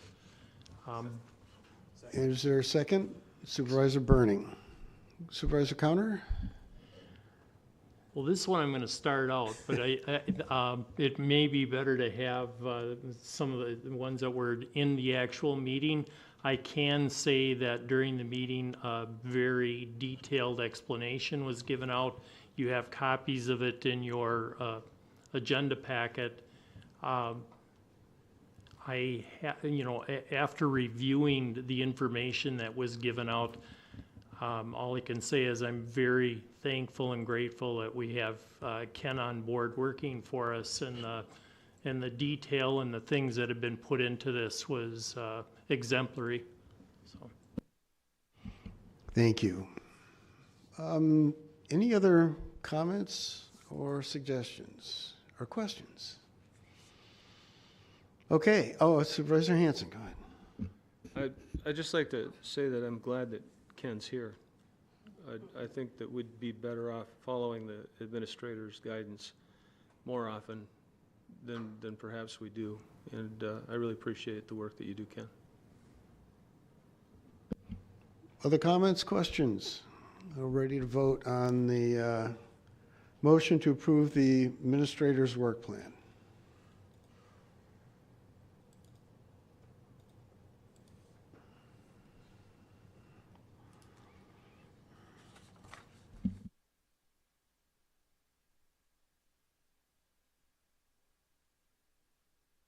All right, that passes 17-0. Thank you. Thank you very much. We're getting the hang of the voting as well. Thank you, Ken. We're going to move on to number 5, resolution approving the St. Croix County Multi-Hazard Mitigation Plan for 2024 through 2029. I believe this came from Community Development? No, Public Protection. Public Protection. I'll offer the motion to approve the resolution. I'll second it. Motion by Supervisor Fiedler and second by Supervisor Leaf. Who would like to explain this one? Actually, I'd like to defer to Supervisor Leaf. She sits on the Emergency Committee and worked on this. Yeah, and Natasha's here too. So this is a long process, and she did all the work, let's be clear. It was a very large committee of people and stakeholders across the county that got involved, and I know she's got some highlights for us, so thank you for saving me from having to explain it all. Good evening. Yeah, I'll briefly describe the multi-hazard mitigation plan. So the primary focus of the plan is to evaluate the county's potential exposure to natural disasters. We locate areas of risk, assess vulnerabilities, and identify appropriate mitigation strategies. The development of the plan is based on planning requirements and guidance that's provided by FEMA and Wisconsin Emergency Management. It's updated every 5 years. Current draft plan is 2024 through 2029. The update and completion of this plan continues to make St. Croix County and participating jurisdictions eligible to apply for future hazard mitigation dollars, project dollars, within the next 5-year planning period. It is a prerequisite that we have this plan to apply for those dollars. Projects examples include such things as education, public awareness, safe rooms, so tornado shelters, burying power lines in areas that are prone to power outages, and then flood mitigation projects. In the past, we've obtained a little over $1 million to date in projects. So Deer Park acquired flood-prone property. In River Falls, we constructed that community safe room at Hoffman Park. We also applied in 2018 for a pre-disaster mitigation grant for a tornado shelter out at the fairgrounds in Glenwood City. We did get approved those dollars.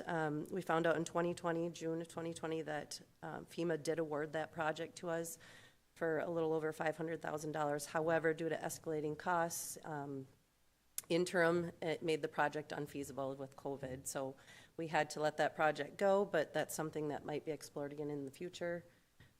We contract with West Central Regional Planning Commission to facilitate the plan. LAPC was our steering committee, oversaw development, provided input and review. Takes about 24 months to complete it. We started it in fall of 2022, and we will be finishing up this month and submitting our plan approval for FEMA at the end of the month. So, any questions? Any questions? Thank you, Natasha. Oh, wait a minute, sorry. Supervisor Rambert. Thank you, Mr. Chair, and I'd also like to thank staff and you for everything you've done in there. In looking at, I would recommend board members to look at the, was it 400 and some pages of information. There's a boatload of information in there, but it's a wealth of good information about our county. Very, very interesting. And, you can do a control find and, go poke around in there, but I would recommend to look at some of the data that's in there that's very informational. Thank you. Thank you. Any other questions, comments? Okay, ready to vote the motion to approve the multi-hazard mitigation plan.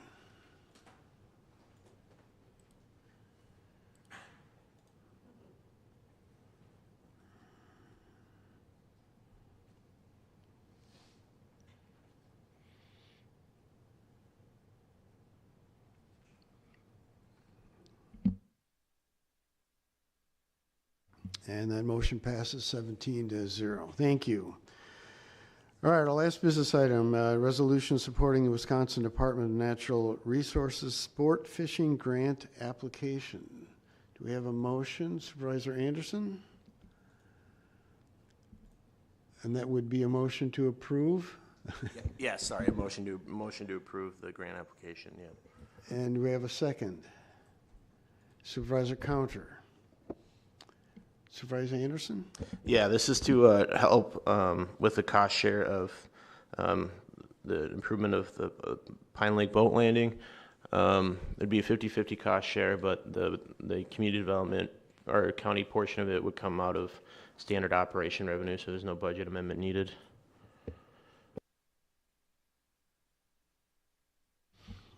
Any questions, discussion? Okay, seeing none, we're ready to vote on the motion to approve the DNR sport fishing grant application.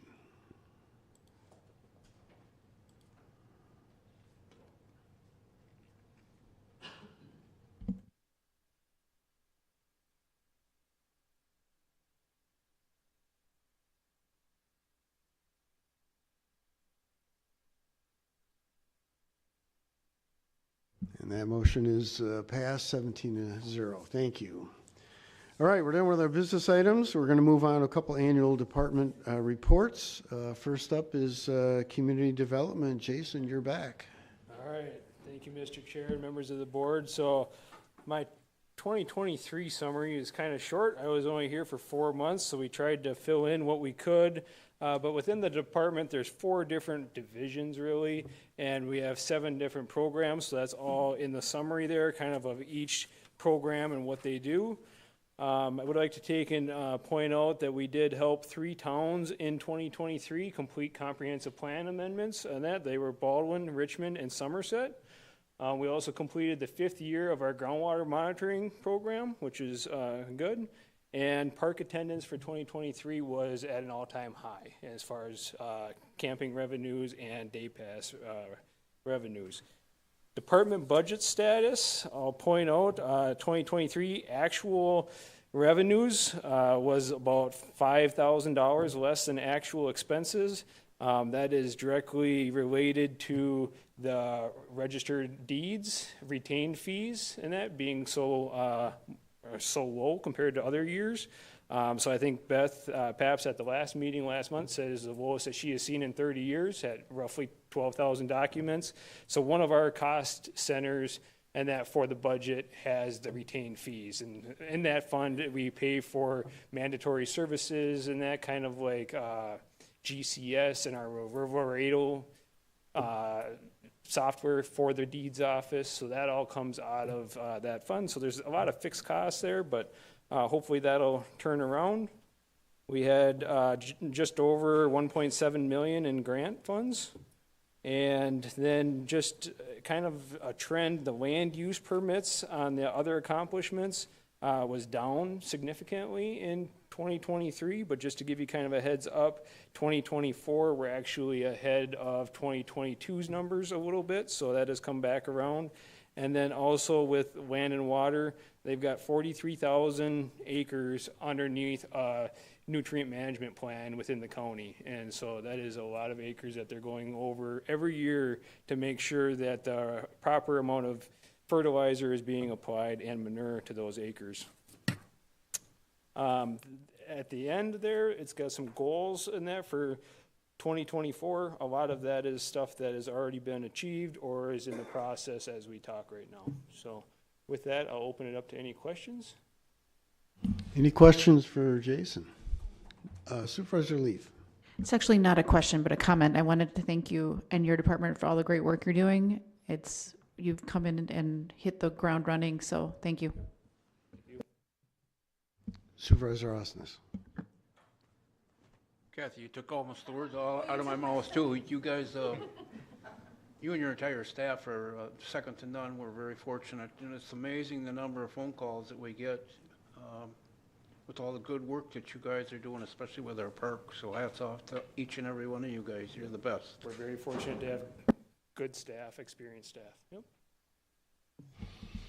Any other comments or questions? I'm just going to add here too, Jason just finished his 1 year, a month or so back here, and he's done a phenomenal job.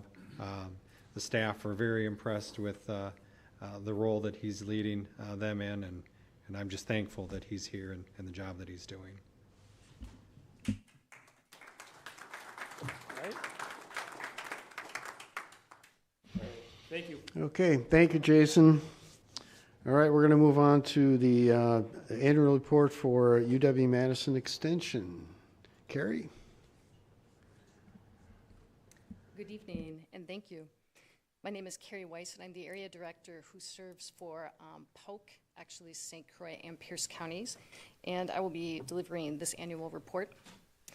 I know that you all received it, and you were hopefully able to review it and take some time with it. I do want to just highlight a few things here for your benefit. First and foremost, I did use the county template, and I tried to fit our information into it as it was applicable.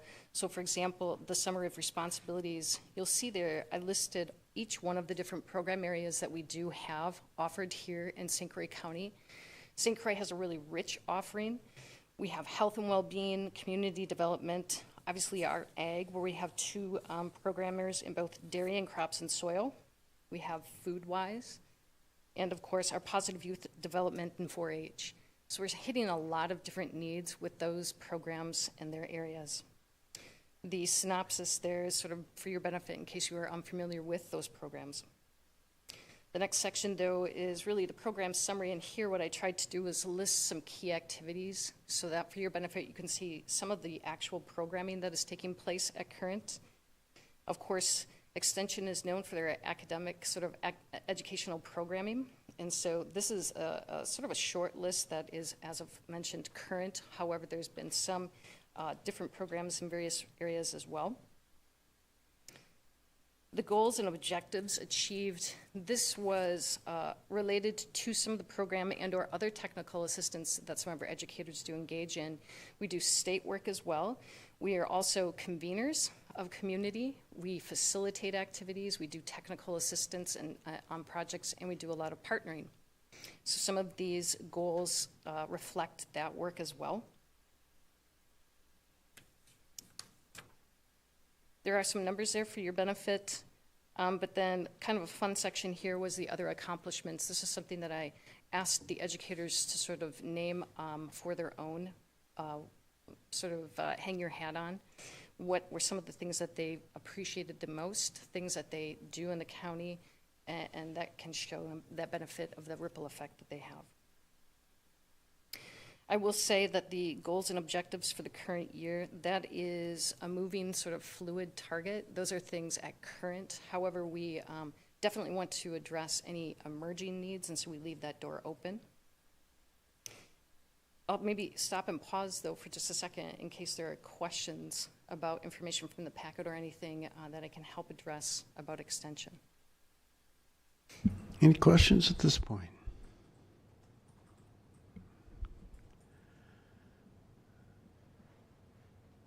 Okay.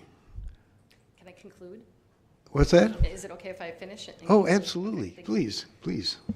Last thing that I wanted to address is the issues, concerns, and restraints. And just to name this here, negotiating UW-Madison Division of Extension's new business model with the county. Working better to understand how to name our model and the services provided and how that fits with the county's needs and budget. I've been in my position as a director for a year and a half, and last summer, I was invited to our oversight committee to come and introduce myself to the committee and speak about what I would like to do and what I would like to see for extension. One of the things that I addressed was my biggest challenge, which was just this. And I feel that in this past year and a half, I maybe haven't been as successful in that, which is why I'm also very grateful for this opportunity here today to invite conversation, to open the communication, to be able to say we are here willing to serve, we want to better serve. We are providing very rich programming. We have guys like Bill who are willing to come in as state specialists and bring that expertise from the state, but we do absolutely need and welcome the conversation so that those grassroots models can begin, and they begin with those conversations, which is why I hope to reach out to you all to invite any further conversation and questions that you may have. Any questions for Carrie? Supervisor Fiedler. Carrie, I noticed under your other accomplishments, item 3 was planning ahead. And we've heard a lot about those issues from the medical examiner at the Public Protection Committee. Could you just comment a little bit about how you've worked with them and the ADRC and how you expect that curriculum to develop and who you're going to present it to, and if you'll be calling upon us, or you think the medical examiner will, to augment those programs? I'm hopeful. My educator who actually helped to field this and to write this curriculum piloted it, as you can see here, and it does do some of that very important work that the intent is. It was written with a grant. It was the pilot first. Now they're finalizing, they're continuing to grow it, and I believe it will continue then to be first launched here in St. Croix County. The projection, I think, was 2025. Any other questions for Carrie? Supervisor Leaf? I just had a comment. I appreciate all the mental health things that I'm seeing here, especially for people in the agricultural community, because they're very oftentimes very stoic and they don't like to speak about hard times, especially, and we saw with the dairy crisis a few years ago that was especially coming to the forefront. So I think all of that work is very important. So thank you.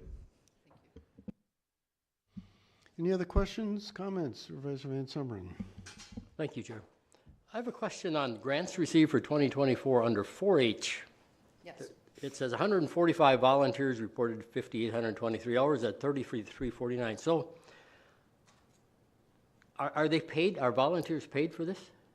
I realized when I looked at this, I did not cite that. The 3349 is a number an hourly rate that comes from the Nonprofit Leadership Center. They are not paid for that, but that provides sort of an overview of if these volunteers who put in this amount of hours were paid, that's how much it would cost. I would also say those volunteer hours are probably pretty low, and so those folks are putting in far more. I guess I look at that and say, but they aren't paid, so it's a non-factor. And they probably wouldn't take pay. Most of the people I know involved in 4-H do it because it's a labor of love. So I guess I was just wondering, thank you for explaining that, but wondering what it really means. Other questions, comments? All right, seeing none, thank you very much, Carrie. Appreciate it. All right, moving on. Requests for future agenda items. Any requests? All right, seeing none. County clerk's correspondence? None? Any other announcements other than I will remind everybody that if you have an opportunity to take a quick look at those WCA resolutions, nothing's probably going to pop out. But if you do see something you strongly are in favor of or oppose, please let me know. Okay, Supervisor Counter. Just wanted to bring up, if everybody gets an opportunity, to please look at the article in the Wisconsin Counties magazine. We have a big write-up from our county coroner, Patty Schochner, is in there, talking about the efficiencies that St. Croix County's had, and with the use of our CT scan, and I think it's Radox it's called, and some of the other equipment that we have on board right now, and the quicker turnaround time we've had and how it impacts a lot of mourning residents that are dealing with things. And that we're sitting again on the leading edge and helping us with our cost efficiencies for the county. So take a minute, it's a multi-page article, it's in there, just plug for Patty. Thank you. Supervisor Otino. Thank you very much. I just wanted to apologize to the board for losing it earlier, and all the staff members that were here. But it's very tiring when there's always an amendment to the bill that's on the floor, whatever the resolution is, and there's a lot of work that does go into the committee, and we put this was the cheapest way we could do it, and still actually go forward and be responsible to the community and to our county. And I just wanted to say I apologize. Thank you. Other comments, Supervisor Van Summeren? Not a comment, but a question. Our next meeting on October 1st, seems like before it was going to start at 3 o'clock, but I think what shows up on our thing today says 5 o'clock. Just clarify for me. Oh, I it's don't want to be starting late. at 3. No, it's starting Really? at 3. So you're actually doing a double header. So on October 1st, we're going to do a committee of the whole at 3 p.m. and then the county board meeting will follow at 5 or immediately preceding or following the committee of the whole if it's after 5 p.m. Double header. Thanks for clarifying that. Yeah. Double header, but you're going to be in the new room with some really comfortable chairs, so it's going to be great. Okay, any other announcements? Given it is 6:59 and we are adjourned.